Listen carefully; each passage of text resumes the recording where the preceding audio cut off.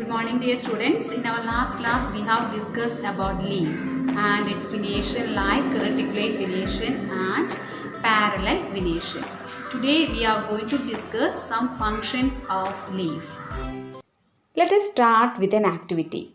We have to do this activity during daytime on a sunny day. And we have to select a healthy, well-watered plant that has been growing in the sun for this activity. Now I have selected a lemon plant. Next one, we have to select a polythene bag to do this activity. Now I selected a healthy branch. After, we have to enclose the leafy branch of the plant in a polythene bag, and we have to tie up its mouth like this. I think it's clear for you. After a few hours, we have to observe the inner surface of the bags. Now after a few hours, I have observed my bag. Now, can you see any droplets of water? Yes, now we can see clearly some drops of water. How do you think this cover got water? Actually, water comes out of leaves in the form of vapor by a process called transpiration. Now it's clearly we can see the droplets of water. Let us study about transpiration in detail. We know that the plants absorb water and mineral through their roots, isn't it? And the water and minerals absorbed are transported through stem to leaves, flowers and other parts of the plant. We have already studied this one in our last class. And which cell is helping for the transportation of plants? Yes, it is xylem.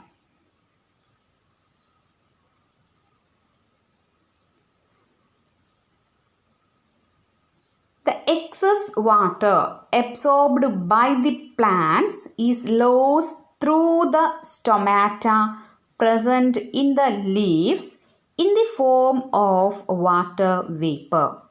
And this process of evaporation of excess water from the leaf is known as transpiration. So here also transpiration is there, but the water vapor cannot escape to the atmosphere because we are closing that branch with the polythene cover. And that water vapor again convert into water by the process of condensation. That is why we can see the water droplets inside the bag.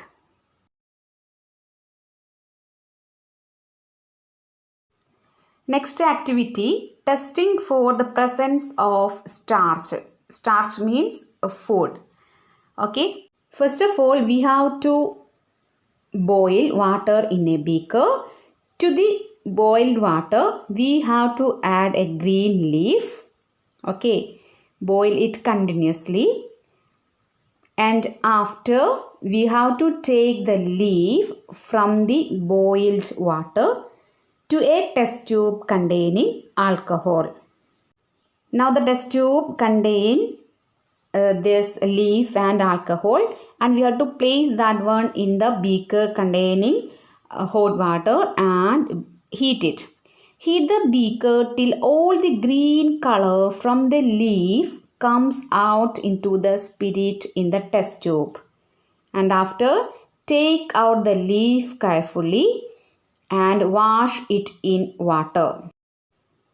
And the leaf, we have to put it on a plate and pour some iodine solution. Now we can see a color change. That means it turns blue-black color. That means leaf has starch in it. This means leaf prepare food. Leaves preparing their food by process called photosynthesis. Now let us study what is photosynthesis. This photosynthesis comes from two words, that is photo means light and synthesis means putting together.